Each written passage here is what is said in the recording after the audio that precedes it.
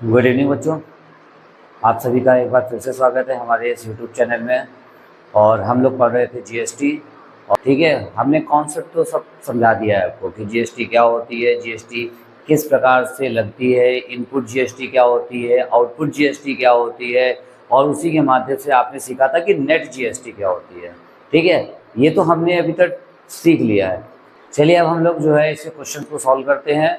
और ये जो चैप्टर है वो हमारा 2 लेक्चर में ख़त्म हो जाएगा। ठीक है, आपको बस कॉन्सेप्ट समझना था, जो कि हमने पिछले वीडियो में आपको बताया था कि जो जीएसटी होती है वो गवर्नमेंट कैसे चार्ज करती है, आउटपुट जीएसटी क्या होती है, इनपुट जीएसटी क्या होती है, और नेट जीएसटी क्या होती है। ठीक है, तो अब हम लोग जो है जीएसटी के टॉपिक में, ये हम लोगों ने पहले पढ़ा है कि ये तो पहली स्लाइड थी ये। हाँ, यहाँ से मेन हमने पढ़ना चालू किया था टाइप ऑफ जीएसटी। मेन इसी का रोल रहेगा, क्योंकि आपको क्वेश्चन में दिया जाएगा कि जो गुड्स है या सर्विस है वो कहाँ दी जा रही है, इंटर स्टेट दी जा रही है या इंटर स्टेट दिया जा रहा है, जिसको मैंने आपको फर्स्ट वीडियो में आपको बताया था। अगर आपको समझ नहीं आया है तो पीछे जाके एक बार वीडियो देख लीजिएगा। फिर उनके फुल फॉर्म्स थे, और फिर हमारी जो बुक का था, ये हमारा पहला क्वेश्चन था, ये हमारा दूसरा क्वेश्चन था, और ये तीसरा क्वेश्चन था। इसके बाद हम लोगों ने ये पढ़ा था input GST, output GST, net GST, और एग्जाम्पल बताया था आपको। उसके बाद एक क्वेश्चन हमसे छूट गया था स्लाइड पिछली बार, तो आज पहले सबसे पहले इस स्लाइड को हम लगाते हैं और उसके बाद आगे बढ़ते हैं। क्वेश्चन कह रहा है a dealer buy an article for 6000 from a wholesaler. मतलब एक डीलर ने एक होलसेलर से, मान लीजिए ये डीलर है, कौन, डीलर, और ये होलसेलर है, होलसेलर। ठीक है, डीलर ने होलसेलर से सामान खरीदा, और डीलर से किसने किसको बेचा, कंज्यूमर को। कंज्यूमर कहाँ गया, ये कंज्यूमर मीन्स कस्टमर, जो सामान का यूज करेगा आगे। ठीक है, अब देखिए क्वेश्चन में क्या कह रहा है, इसने, कौन से डीलर ने कितने रुपए में खरीदा, डीलर ने जो हमारा खरीदा था वो 6000 रुपीज में खरीदा था। तो बेचा किसने था, होलसेलर ने। तो होलसेलर ने जितने में बेचेगा तो वो हमारा सेलिंग प्राइस हो जाएगी होलसेलर के लिए। हमें 6000 रुपीज में उसने सेल किया था, और जो डीलर था उसने क्या किया था, 6000 रुपीज में इसको खरीदा था। तो डीलर के लिए वो कॉस्ट प्राइस हो जाएगा। ठीक है, हाँ। अब देखिए यहाँ पे जो, अब क्या होगा, डीलर ने, होलसेलर ने 6000 रुपीज में खरीदा, डीलर ने 6000 रुपीज में खरीद लिया। अब होलसेलर कहेगा कि चलो इस पे जीएसटी बिल पड़ेगी अलग से, तो वो क्या करेगा, वो जीएसटी देगा। कितना परसेंट जीएसटी देगा, 18%। और चूंकि देखिए क्या कह रहा है, if the sales are intra state, means क्या है, विद इन सेम स्टेट है। तो यहाँ पे जो जीएसटी का परसेंटेज दिया गया है, पहले जीएसटी लिख लीजिए, कितना परसेंट दिया गया है, 18% दिया गया है। तो सीजीएसटी 9% हो जाएगी। सीजीएसटी मतलब सेंट्रल का हिस्सा, 9% कितने का, 9% ऑफ 6000। तो ये आ जाएगा हमारा 9/100 इंटू 6000। तो जब इसको कट करेंगे तो आ जाएगा हमारा 540 रुपीज, या हाँ यहाँ लिख देते हैं, क्या आ जाएगा हमारा 540 रुपीज। ये क्या निकला, सीजीएसटी। और उतना ही क्या होगा, एसजीएसटी होगा। तो हम बिना निकाले लिख देते हैं 540 रुपीज। तो जो ओवरऑल जीएसटी उसने दिया है, तो जीएसटी कितना दिया है, ओवरऑल जीएसटी उसने दिया है, दोनों को जोड़ लीजिएगा, सीजीएसटी एसजीएसटी, तो आएगा 1080 रुपीज। रुपीज जरूर लगाइएगा, ये जीएसटी आ गया।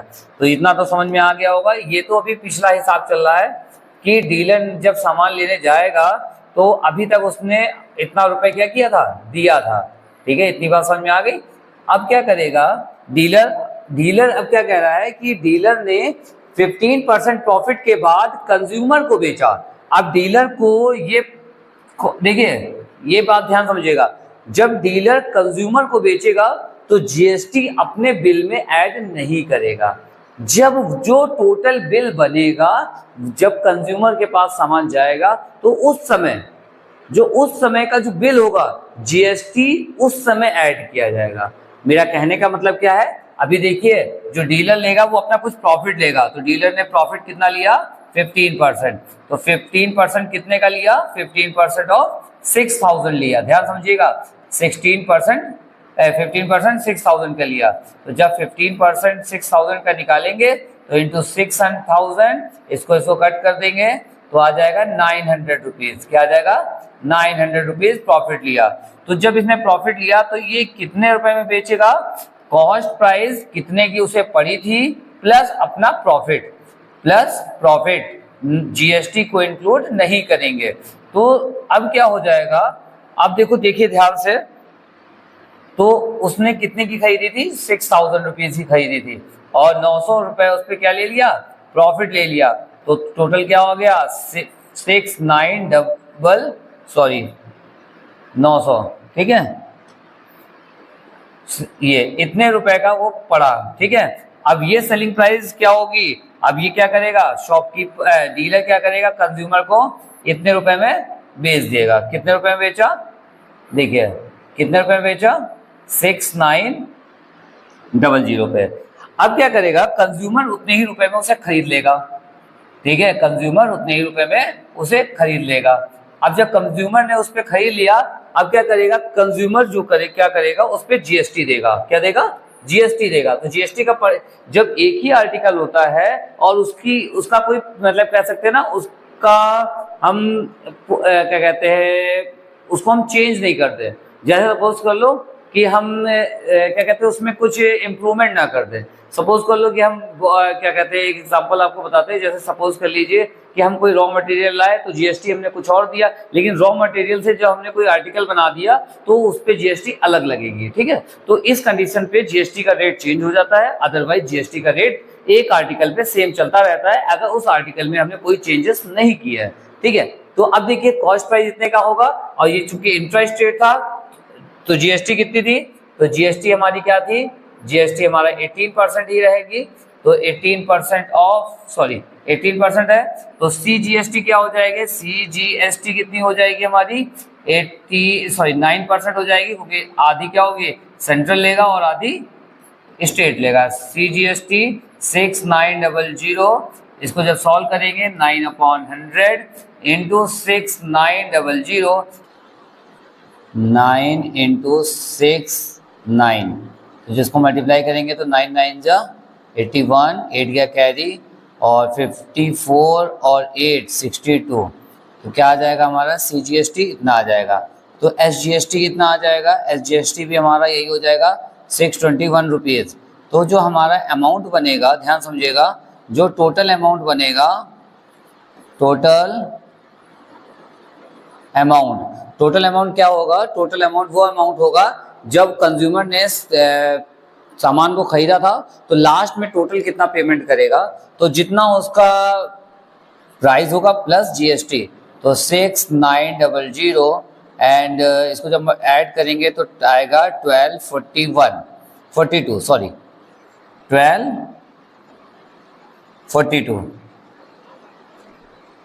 तो ये हाँ 1242 ऐड हो जाएगा तो 2418, तो ये हमारा आ जाएगा टोटल बिल। अब जो उन्होंने क्वेश्चन पूछा था वो हम करेंगे, पहले इसको कर देते हैं थोड़ा सा छोटा तो है, ठीक है। अगर इसको हम थोड़ा सा साइड में कर दें, क्योंकि अब हमें क्या करना है अपना,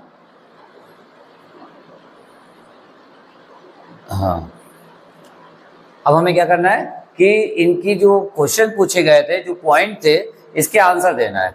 तो सबसे पहले क्या कह रहा है, input CGST and input SGST paid by the dealer. तो इनपुट सीजीएसटी क्या होता है, इनपुट क्या होता है जो उसने अपने पास से दी थी, तो इनपुट सीजीएसटी पहले इन सीजीएसटी निकालते हैं पेड बाय डीलर। देखो डीलर ने कितना रुपए दिया था, डीलर ने हमें 540 रुपीज दिया था, तो 540 रुपीज क्या हो जाएगा हमारा सीजीएसटी हो जाएगा। तो एसजीएसटी भी क्या हो जाएगा, इनपुट वाला वही होगा, इनपुट मतलब दिया था, क्योंकि जब डीलर ने होलसेलर से सामान खरीदा था तो जीएसटी कितनी दी थी 540 दिया था, थोड़ा सा इसको बड़ा कर देते हैं, आपको जैसे दिखे, थोड़ा सा बड़ा कर देते हैं, बहुत छोटा हो गया। हाँ अब देखिए, ठीक है।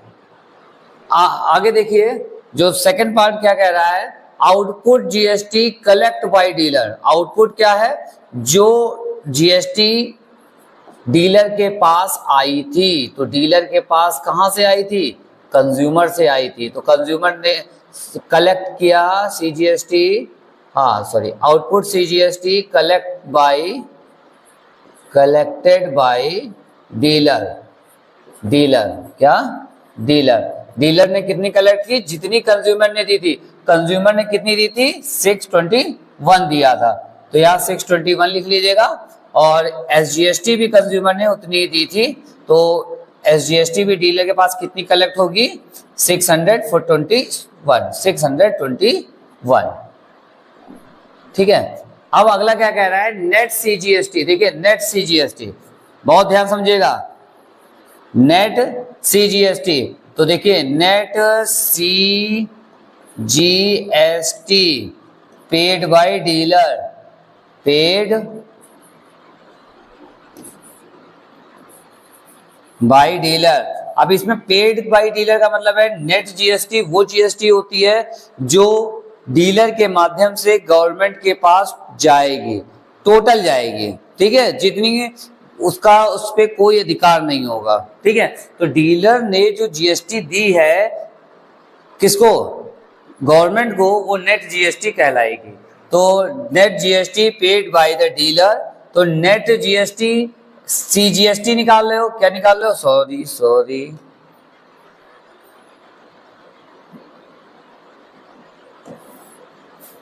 हाँ क्या निकाल रहे हो, हाँ सबसे पहले हम लोग निकाल रहे हैं नेट सीजीएसटी। तो नेट सीजीएसटी मतलब आउटपुट सीजीएसटी और इनपुट सीजीएसटी। तो आउटपुट सीजीएसटी कितनी थी, हाँ आउटपुट सीजीएसटी क्या थी, यहां लिखिए पहले, output CGST minus input CGST. ये जो आप पोर्शन कर रहे हो वो इसके नीचे करोगे, ठीक है। तो क्या हो जाएगा हमारा 621 माइनस 540, जब इसको सब्ट्रैक्ट करेंगे 60 और ये आ जाएगा 81 रुपीज। तो सेम इसी तरीके से जो एसजीएसटी आएगा, एसजीएसटी कौन सी, net CGST paid by dealer, output SGST लिखेगा माइनस इनपुट लिखेगा, तो वही आ जाएगा, लिख देता हूं, अभी हमने शुरुआत किया है। तो आउटपुट ऐसा ही है, output SGST minus input SGST. तो जब इसको माइनस करेंगे तो क्या आएगा, देखिए फिर वही आ जाएगा 621 माइनस 540 कितना आ जाएगा, ₹81। अब थर्ड पार्ट, फोर्थ पार्ट पूछा है, total amount paid by the consumer. तो टोटल कितना पेड करेगा, टोटल ये वाला पेड करेगा। तो देखिए क्या कह रहा है, total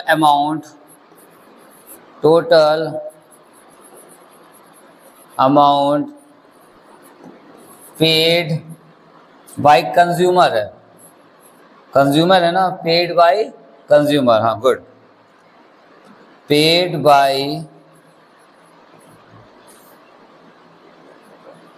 consumer equal to rupees, कितना हो जाएगा 8142।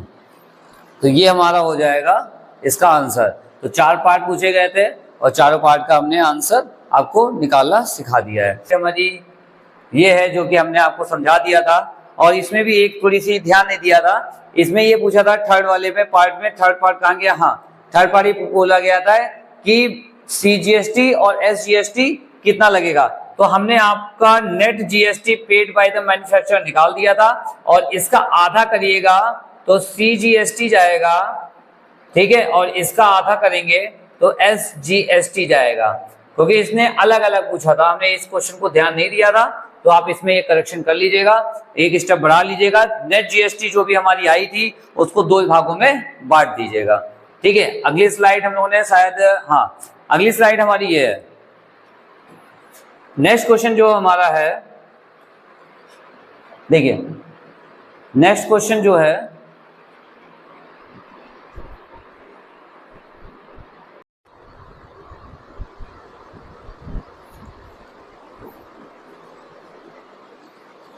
चलिए नेक्स्ट क्वेश्चन देखते हैं। आप मैन्युफैक्चरर सेल टीवी और to the dealer rupees this. देखिए कौन कौन से, सबसे पहले हम ये देखते हैं कि ट्रांजैक्शन जो हो रहा है वो किसके किसके बीच में हो रहा है। उसके बाद ये देखते हैं कि ये जो आर्टिकल जा रहा है वो कहाँ जा रहा है, मतलब इंट्रा स्टेट जा रहा है कि इंटर स्टेट जा रहा है, मतलब विद इन स्टेट जा रहा है कि अदर स्टेट में जा रहा है, ठीक है। तो सबसे पहले देखिए कौन कौन है हमारे पास। एक मिल गया मैन्युफैक्चरर, क्या मिल गया, मैन्युफैक्चरर, एक मिल गया डीलर और एक मिल गया कंज्यूमर। फिर वही क्वेश्चन आ गया, चलिए फिर से वही लगाते हैं। तो सबसे पहले हम लिख लेते हैं मैन्युफैक्चरर,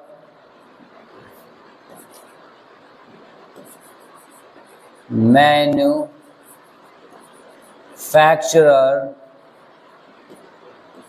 उसके बाद आ जाता है डीलर और उसके बाद आता है consumer. Consumer means customer, consumer, ठीक है। चलो अब देखो आगे क्या कह रहा है। टीवी मैन्युफैक्चरर ने टीवी कितने में बेची, 18,000 में बेची, 18,000 में बेची। तो सेलिंग प्राइस इसका क्या है, 18,000, बिल्कुल सेम पहले वाले की तरह चल रहा है। बस आप क्या करिएगा, पहले वाले को देखिएगा, इसको अपने आप लगाने की कोशिश करिएगा, और अगर क्वेश्चन नहीं आता है तब वीडियो देखिएगा कि आपसे गलती कहाँ पे हो रही है, ठीक है। आगे देखिए क्या कह रहा है, डीलर। तो डीलर ने इतने में खरीद लिया, तो डीलर के लिए क्या काम करेगा, कॉस्ट प्राइस का काम करेगा। तो कितना रुपया हो गया, 18,000 रुपीज हो गया, ठीक है। अब डीलर ने कंज्यूमर को बेचा प्रॉफिट पे, तो प्रॉफिट पे तब बेचेगा, पहले अभी मैन्युफैक्चरर से हिसाब पूरा करेगा। हिसाब कैसे करेगा भाई, खरीदा, पैसे दिए, अब जीएसटी भी देगा। और देखो क्या कह रहा है, इंट्रा स्टेट है, तो आपका फिर वही काम करेगा, जो जीएसटी होगी वो दो भागों में बट जाएगी। पहले जीएसटी लिखिएगा 12% है, कितनी है, 12% है। तो CGST क्या हो जाएगी, CGST क्या हो जाएगी हमारी, 6% हो जाएगी ऑफ 18,000। चलिए इसको निकाल लेते हैं, क्या आएगा, 6/100 इंटू 18,000। 1 2 0 कट जाएंगे, यहाँ 0 आ जाएगा, और 8 6 48, 4 गया कैरी, और 6 बन जा 6, तो 104, ये हमारा क्या निकल गया, CGST निकल गया। तो SGST क्या हो जाएगा हमारा, फिर SGST भी हमारा यही हो जाएगा। और उसके बाद हम इसका सेलिंग प्राइस बनाएंगे कि कस्टमर को जब हम बेचेंगे तो कितने रुपए में बेचेंगे। तो GST तो जोड़ना नहीं है, तो सेलिंग प्राइस के लिए पहले प्रॉफिट लिख लेते हैं, दिया गया है। तो प्रॉफिट क्या हो जाएगा हमारा, 1500 रुपीज इन्होंने प्रॉफिट दिया था, ठीक है। तो अब देखिए जो सेलिंग प्राइस बनेगी वो क्या बनेगी, सेलिंग प्राइस क्या होती है, SP क्या होता है, CP प्लस प्रॉफिट, क्या होता है, प्रॉफिट। GST को जोड़ेंगे नहीं, क्योंकि GST तो हमेशा बाद में ली जाती है, पहले बिल में नहीं जोड़ी जाती है। मतलब कि जो आपका बिल जनरेट होता है, तो बिल जनरेट होता है जब टोटल अमाउंट बनता है उस पर GST लगाई जाती है, बीच में GST नहीं जोड़ी जाती है। तो CP कितना है हमारा, 18,000, और प्रॉफिट कितना लिया, 1500। तो जो हमारा आएगा 19,500। तो ये हमारा क्या निकला, सेलिंग प्राइस, क्या निकला, सेलिंग प्राइस। इतने में हमने बेचा, तो कंज्यूमर ने इतने में बेचाने ने खरीदा, तो कस्टमर ने 19,500 रुपए में इसे खरीदा। अब क्या कह रहा है, ध्यान समझिएगा, अभी भाई खरीदा तो ये आगे तो इसको सेल आउट करेगा नहीं, क्योंकि कंज्यूमर है। तो क्या करेगा, अब इस पे GST पेड करेगा, और GST क्या है, GST का रेट कितना दिया है, 12% दिया गया है।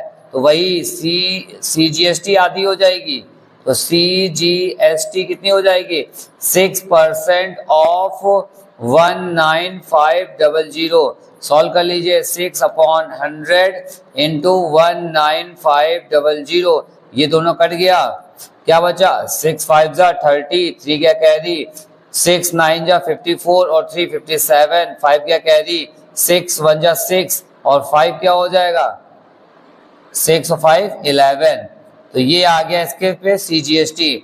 तो SGST भी कितना होगा, इतना ही होगी। देखिए SGST कितनी हो जाएगी हमारी ₹1170। तो टोटल अमाउंट जब बनेगा तो फिर, क्योंकि लास्ट वाले का हमेशा टोटल अमाउंट बनता है, टोटल अमाउंट जब क्या मतलब होता है, जितने में उसने सामान देकर पूरा पैसा, मतलब जितना उसने रुपए दे के सामान को खरीदा, वो क्या हो जाएगा तुम्हारा 19500 और GST एक ये दी और एक GST ये दी, ठीक है। जुड़ के बिल में यही आएगा, जब लिखा होगा GST 12%, फिर CGST 6%, जितना आएगा फिर SGST 6% ये आएगा, लेकिन GST ये और ये मिलाकर दोनों दी जाएगी। तो आप इसको जोड़ लीजिएगा, तो 1170 और ये हो जाएगा 19500। जोड़ेंगे क्या आएगा 0 7 7 14 का 4, 1 गया कैरी, 1 2 3 और 8, फिर हो जाएगा 1 1 11, ये हो जाएगा 1 1 2 और 9 11, 1 गया कैरी और ये 2। तो ये आ जाएगा हमारा टोटल अमाउंट, क्या आ जाएगा टोटल अमाउंट हमारा जो आएगा वो आएगा हमारा 21840। ये हमारा टोटल अमाउंट आ गया। तो देखिए फ्लो चार्ट बनाना में आना चाहिए। डीलर ने मैन्युफैक्चरर से खरीदा 18,000 रुपए में, 12% GST था तो 6% CGST, 6% SGST, ठीक है, वो निकाल के हमने रख लिया क्योंकि ये इनपुट और आउटपुट में काम आएगा, अभी कोई काम नहीं है। फिर प्रॉफिट क्या होगा, 1500 रुपए लिया, तो प्रॉफिट लेने के बाद उस सामान को कितने में बेचा, 19,500 में बेचा। तो जब 19,500 में बेचा तो कंज्यूमर ने 19,500 में उसे खरीद लिया।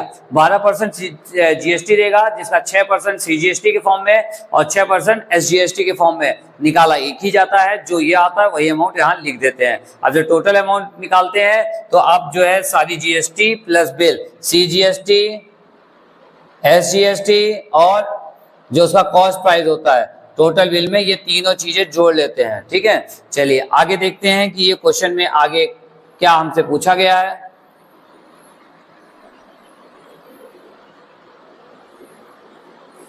फ्लो चार्ट बहुत मेन है, इसके नीचे ही हम लोग को वैसे बनाना चाहिए, ठीक है। ये तो स्पेस के कारण हम नहीं बना रहे हैं। अब देखिए बिल्कुल सेम वही क्वेश्चन है, the amount of GST paid by the, देखो GST बोला है, ना कि CGST ना ही SGST, लेकिन आगे बोल दिया है, सॉरी आगे बोल दिया है स्टेट गवर्नमेंट, तो अब SGST निकालेंगे।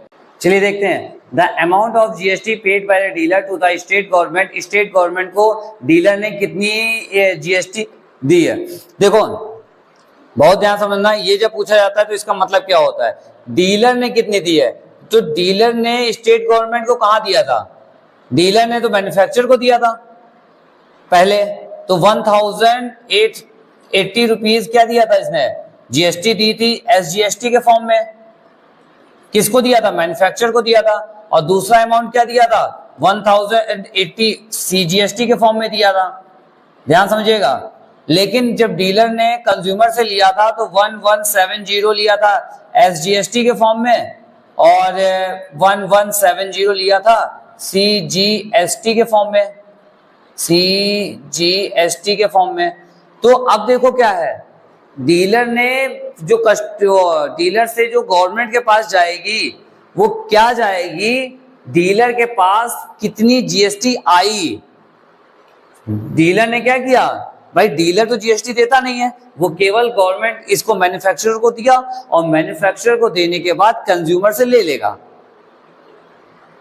ठीक है। देखिए एग्जांपल के तौर पे इसको देखिए, जो डीलर था उसने मैन्युफैक्चरर को कितनी GST दी थी, 1080 रुपीज दी थी CGST फॉर्म में, और ली कितनी 1170 लिया। अब क्या करेगा, ये अपनी जितनी इसने जीएसटी अपने पास से दी थी वो रख लेगा, इन दोनों के जो बीच का अंतर आएगा, जो मतलब जितनी ज्यादा जीएसटी लेगा उसको गवर्नमेंट को दे देगा। ठीक है, तो देखिए इसका लिखेगा जीएसटी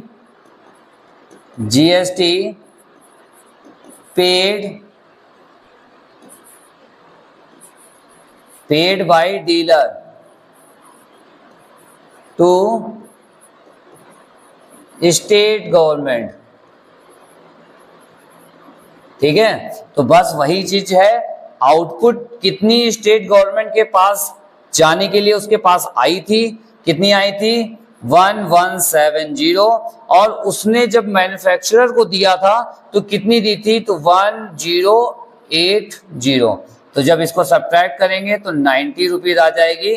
तो डीलर के पास से 90 रुपीज जो थी, जो एक्सीड थी, ज्यादा थी डीलर के पास, वो गवर्नमेंट के पास जाएगी। ज्यादा कैसे थी, उसने 1080 रुपीज दी थी और 1170 रुपीज लिया था, उसने अपना पैसा अपने पास रख लिया। रखता नहीं है, बाद में आता है रिटर्न के फॉर्म में, लेकिन वो तो रहेगा तो डीलर का, चाहे अभी आए चाहे बाद में आए। ठीक है, लेकिन गवर्नमेंट को जो है वो इन दोनों का डिफरेंस देता है, तो गवर्नमेंट को जो देता है उसी को हम लोग नेट जीएसटी बोलते हैं, याद रखिएगा। तो नेट सीजीएसटी निकालते तब भी वही आ जाता। ठीक है, तो इसी तरीके से सेकंड पार्ट का आंसर क्या हो जाएगा, GST paid by the dealer to the central government. क्या, central government.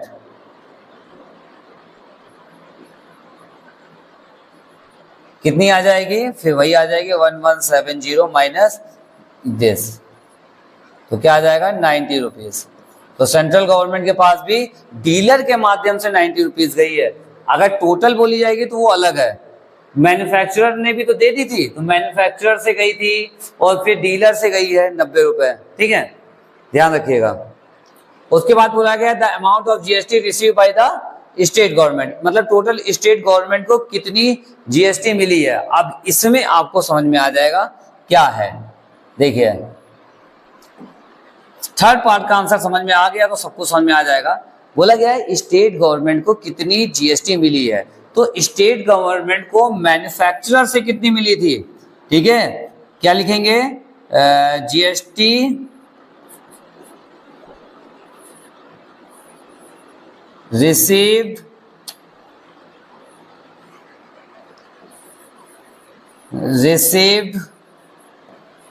by received GST received to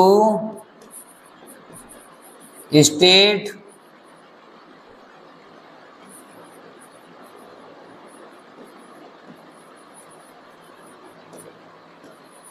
by manufacturer।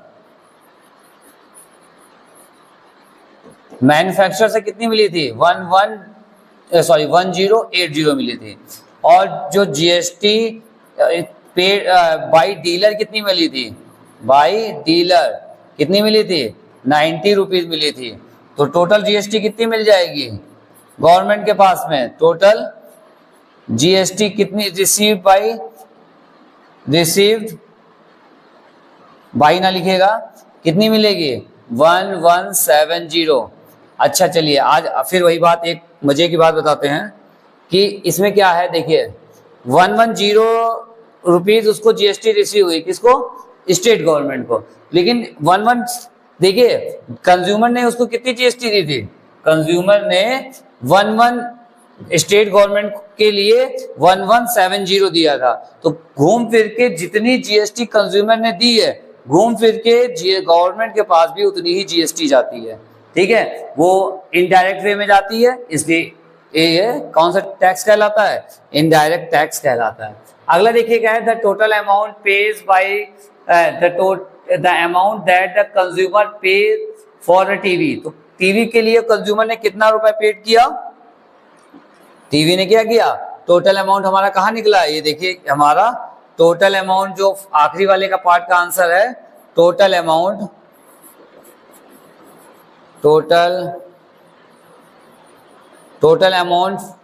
कितना था तुम्हारा, देखिए पूरा सेंटेंस लिखिएगा, क्या था तुम्हारा 21840। यही अधिकतर पूछा भी जाता है टोटल अमाउंट, और कहीं का टोटल अमाउंट नहीं बोला जाएगा। बहुत रेयर चांस है तो ये बोला जा सकता है ये the total amount paid by the dealer to buy the article. तब उस कंडीशन में टोटल अमाउंट तो वो किसको पेड करेगा भाई, मैन्युफैक्चरर को पेड करेगा। और जब मैन्युफैक्चरर को पेड करेगा तो कॉस्ट प्राइस और उसका क्या था जीएसटी तब इंक्लूड होगा, अदरवाइज नहीं होगा। हमेशा लास्ट वाले का बोलते हैं हमेशा, ठीक है। अगर पूछा जाता है बस, अगर बीच वाले का टोटल अमाउंट बोला जाता है तो अब क्या करेंगे, जितना रुपए उसने खरीदा और प्लस जितना उसने जीएसटी दी है, याद रखिएगा। चलिए नेक्स्ट क्वेश्चन देखते हैं। नेक्स्ट क्वेश्चन क्या कह रहा है, a shopkeeper by a camera for discount of 20% from the wholesaler and the printed price of camera being 1600, the shopkeeper sell the consumer to the print price। बहुत ध्यान समझिएगा, ये पार्ट 1 इसलिए लिखा हुआ है क्योंकि इसका आधा क्वेश्चन इधर है और आधा क्वेश्चन अगले स्लाइड पे है, इसलिए लिखा हुआ है, आप उससे मत होइएगा। तो देखिए क्वेश्चन क्या कह रहा है, बहुत ध्यान समझिएगा। इसमें भी कौन कौन से हैं, 3 लोग हैं। एक है होलसेलर, होलसेलर का काम है बस डीलर को सामान बेचना, और होलसेलर का कुछ नहीं पूछा जाता है अधिकतर, ठीक है। होलसेलर हो गया, उसके बाद डीलर है ना, शॉपकीपर है, सॉरी शॉपकीपर, उसके बाद क्या है कंज्यूमर है, कंज्यूमर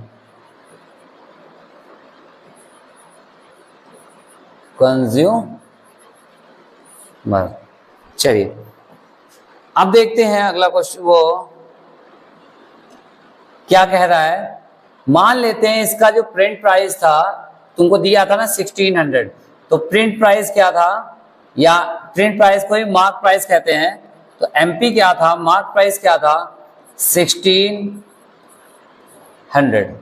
अब होलसेलर से जब डीलर ने शॉपकीपर ने खरीदा तो 20% डिस्काउंट पे खरीदा, तो शॉपकीपर होलसेलर ने जब उसको बेचा था तो 20% डिस्काउंट बेचा था। तो यहाँ पे जो सेलिंग प्राइस निकालिए पहले क्या होगी, तो सबसे पहले डिस्काउंट निकालिए। डिस्काउंट क्या हो जाएगा, डिस्काउंट कितना दिया था 20%, किस पे, मार्क प्राइस पे, मतलब 1600 पे। चलिए करिए, तो 20/100 इंटू 6 दिस, इसको कट कर दिया, इसको कट कर दिया, तो आ जाएगा 320 रुपीज। मतलब डिस्काउंट दिया 320 रुपीज और सेलिंग प्राइस क्या हो गई आपकी 1600 माइनस 320। जब इसको माइनस करेंगे तो 0821, मतलब इसकी जो सेलिंग प्राइस आएगी वो क्या आएगी 1280 आएगी। पहले वाले क्वेश्चन में और इस वाले क्वेश्चन में मात्र इतना ही अंतर है। पिछली बार वाले क्वेश्चन में सीधे सीधे आर्टिकल को हम बेच देते थे, लेकिन इस बार क्या किया गया है, आर्टिकल पे आपको डिस्काउंट दिया गया है। तो पहले आपका होलसेलर जब बिल बनाएगा, जब होलसेलर के पास तुम जाओगे सामान लेने, तो उस पर अगर 1600 रुपए लिखा होगा तो उसको भी थोड़ा सा काम करना पड़ेगा कि वो पहले डिस्काउंट निकालेगा और उसको माइनस करेगा, तब आपसे कहेगा भैया 1280 रुपए हुआ है। तुम कहोगे ठीक है भैया दे दो 1280 रुपए का, तो 1280 रुपए का तुमने ले लिया। अब दुकानदार क्या करेगा, उसको जब बिल बनाएगा तो उसमें जीएसटी आपकी अलग लिख के आएगी, और जीएसटी कितनी है 12% है, और फिर इंट्रा स्टेट जीएसटी है, तो जीएसटी आप निकालिए 12%, तो 12% जीएसटी आ जाएगी 12%, तो सीजीएसटी क्या निकलेगी, सीजीएसटी निकलेगी 6% ऑफ 12, देखिए 6% ऑफ 1280। अब हम डायरेक्ट इसको यहाँ पे कैलकुलेशन नहीं करेंगे, काफी ज्यादा हो जाता है। अब हम क्या करते हैं, इसको रफ में कैलकुलेट कर लेंगे, क्या आएगा 6/100 इंटू 1280, इसको काट दिया। अब क्या करिए, ऊपर मल्टीप्लाई कर लीजिए और एक के बाद डेसिमल लगा दीजिएगा, तो 6 8 जा 48, 4 गया कैरी, 6 2 जा 12 और ये 16 और 1 गया कैरी 7, तो एक के बाद डेसिमल, तो ये आ जाएगा। तो सीजीएसटी आपकी कितनी निकली, सीजीएसटी जो आपकी निकली वो आपकी निकली, थोड़ा सा अलग पेन से लिखते हैं जिससे कि याद रहेगा, निकली 768, ये सीजीएसटी निकली। और उसके बाद हम क्या निकालेंगे, एसजीएसटी, क्या एसजीएसटी, वो कितनी निकलेगी, वो भी हम अलग पेन से लिख लेते हैं, पर्पल यूज कर लेते हैं, वो निकलेगी 76.8। अब तो ये हो गया। अब क्या करता है, शॉपकीपर ने उसको बेच दिया प्रिंट प्राइस पे, तो प्रिंट प्राइस पे बेचा मतलब कि कितने में बेचा, जितना उस पे लिखा हुआ था। तो अब हम क्या करते हैं, पहले तो इसको इरेज कर लेते हैं। तो इसका जो सेलिंग प्राइस है वो अब क्या हो जाएगा, सेलिंग प्राइस इसका क्या हो जाएगा, 1600 रुपीज हो जाएगा। और ये क्या करेगा, कंज्यूमर 1600 रुपीज में खरीद लेगा और उसके बाद आपको क्या करेगा, सेलिंग प्राइस उस पर जीएसटी ले लेगा और जीएसटी कितनी रहेगी, 12% ही रहेगी। और उसका SGST कितना रहेगा, 6% ऑफ 1600, तो आ जाएगा 6/100 इंटू 1600, ये दोनों जीरो कट गए तो क्या आ जाएगा 36, ये जो आ जाएगा वो आपका 96 रुपीज आ जाएगा। तो CGST कितनी हो जाएगी, वो भी 96 हो जाएगी। CGST क्या हो जाएगी, वो भी आपकी 96 हो जाएगी। और टोटल अमाउंट क्या हो जाएगा, टोटल अमाउंट हो जाएगा आपका 1600 प्लस GST, दोनों जोड़ लीजिएगा, ये दोनों GST कितनी हो जाएंगी, ये आपकी हो जाएगी 192। जब इसमें जोड़ देंगे तो कितना आ जाएगा 1792, ठीक है 1792 इसका क्या हो गया, टोटल अमाउंट हो गया। ठीक है, अब देखिए हमसे जो पूछा गया है वो निकाल देते हैं और आपके लिए ये क्वेश्चन बहुत आसान हो जाएगा। केवल इसमें नया स्टेप क्या हुआ है, आपको डिस्काउंट वाला क्वेश्चन बोल दिया गया है, बाकी कुछ नया नहीं है। तो इसको थोड़ा सा हम ऐसे एक्सप्रेस कर देते हैं, हाँ अब सही लग रहा है। चलिए देखिए, लिखा है था GST paid by the shopkeeper to the central government.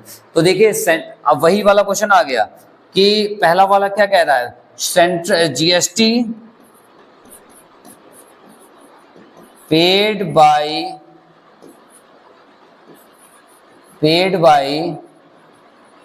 Shopkeeper to the central government.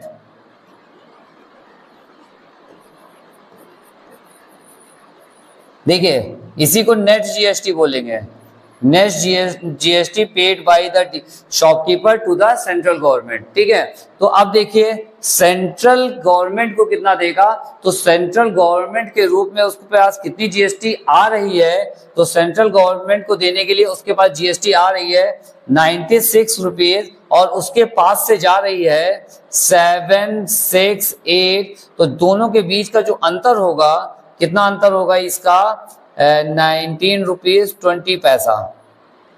ठीक है, 90 रुपीज 20 पैसा दोनों के बीच का अंतर है। फिर से एक बात सोच लीजिएगा, देखिए जब शॉपकीपर ने होलसेलर से खरीदा था तो होलसेलर को CGST कितना दिया था, इतना रुपए दिया था, लेकिन जब कंज्यूमर से खरीदा तो उससे 96 रुपए लिया। तो ये जो 76 रुपीज इसने अपने पास से दिया था वो इसके पास रिटर्न आ जाएगा। ठीक है, और जो दोनों का डिफरेंस होगा वही केवल कहाँ जाएगा, गवर्नमेंट के पास जाएगा। अगला वाला क्या कह रहा है, GST received by the GST। अब देखिए GST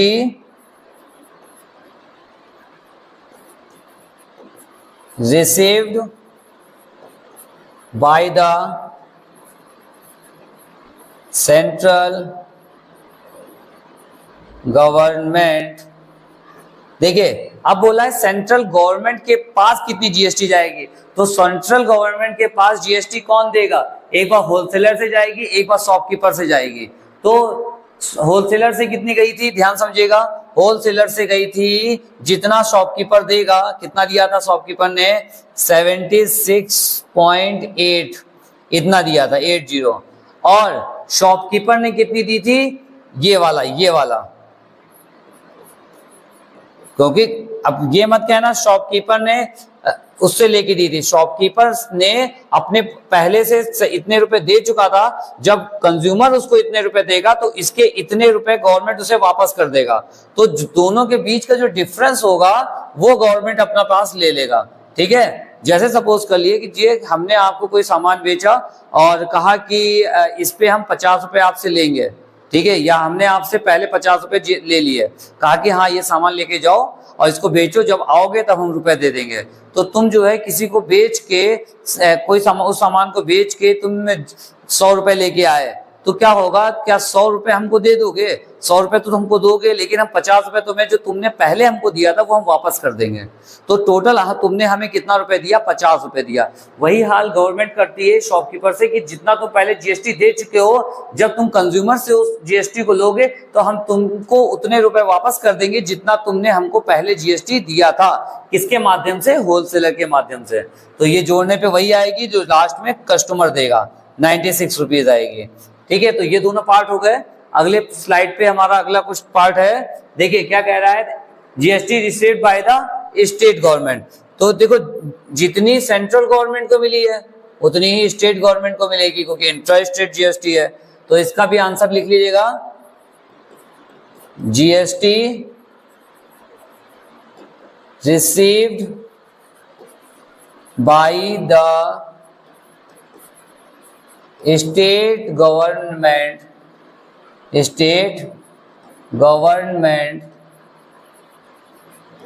क्या हो जाएगा? 96 रुपए हो जाएगा। ठीक है, अगला क्या कह रहा है, फोर्थ वाला क्वेश्चन, फोर्थ पार्ट कह रहा है द टोटल अमाउंट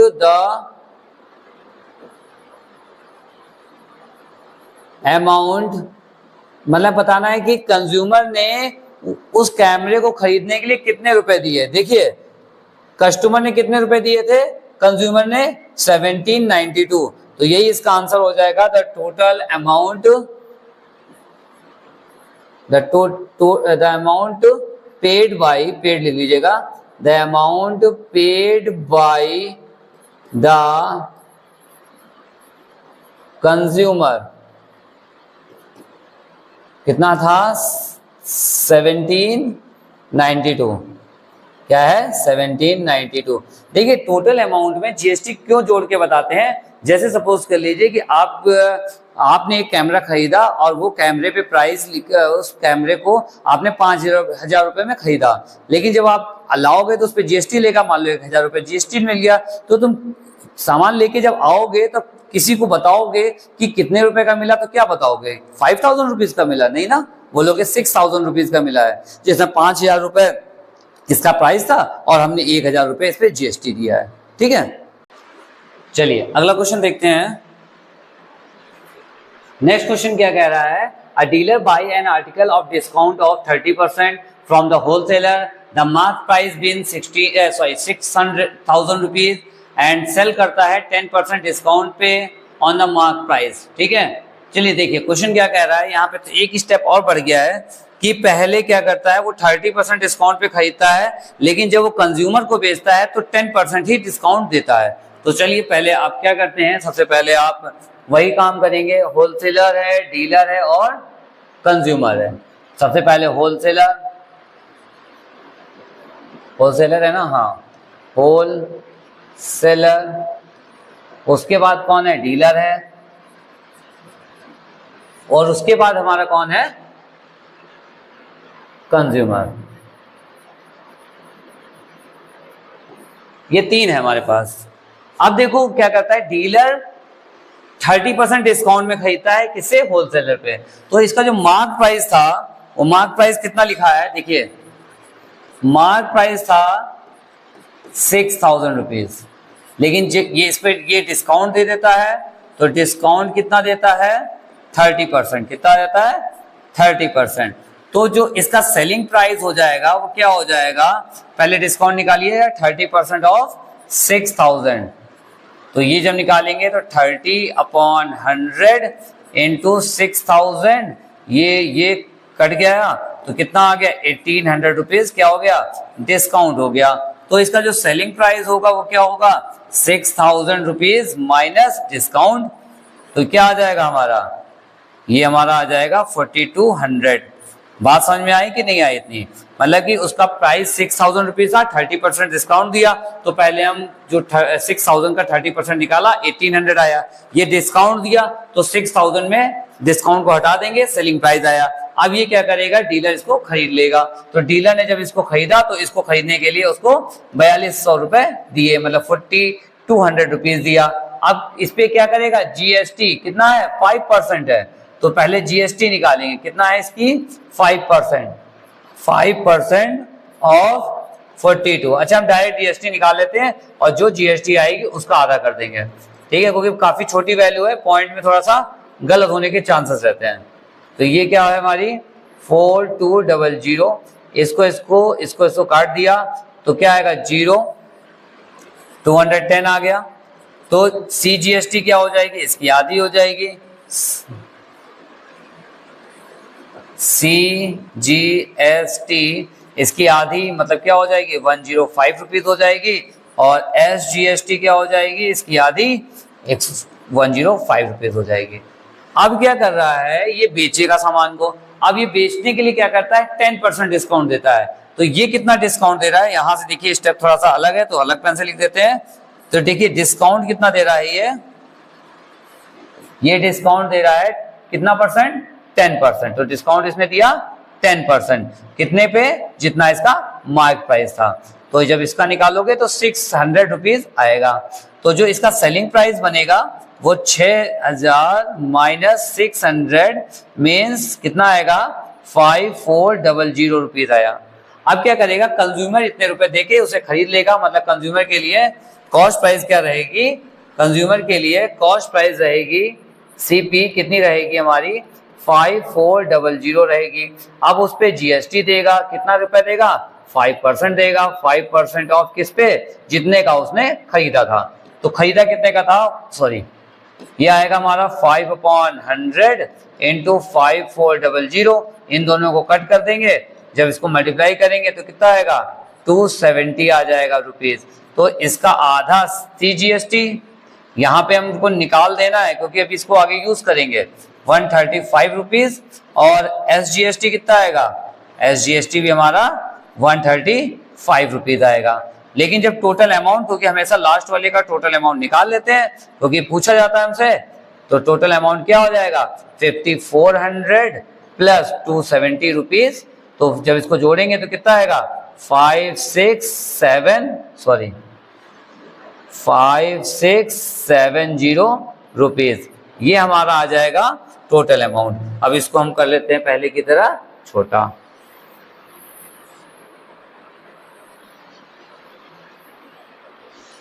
तो इसको जब हम छोटा करेंगे, अब हम क्या करेंगे, इसके पार्ट का आंसर देंगे।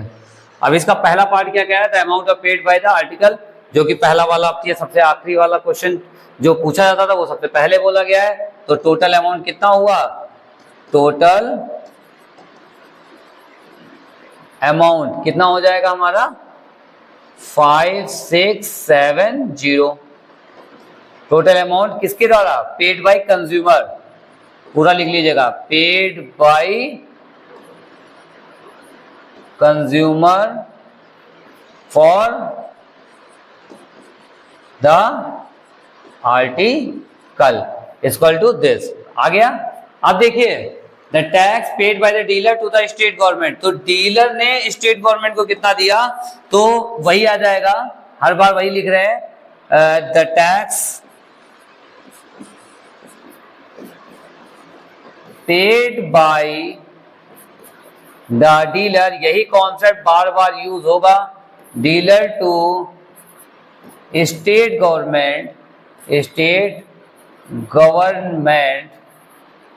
देखिए स्टेट गवर्नमेंट को कितना देगा, देखो स्टेट गवर्नमेंट को उतना ही देगा जितना इसने कंज्यूमर से लिया था माइनस जितना इसने होलसेलर को दिया था। तो आउटपुट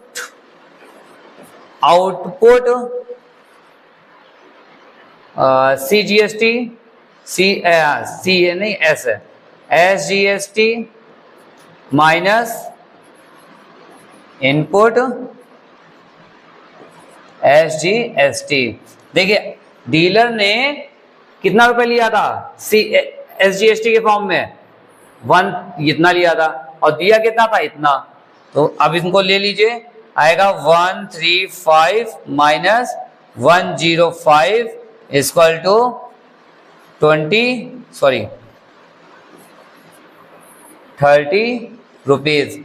ये हो गया इनका the tax paid by the dealer to the state government. ठीक है। हाँ, the amount of tax under received by the central government, देखिए अगला कह रहा है कि सेंट्रल गवर्नमेंट के पास कितना टैक्स आया।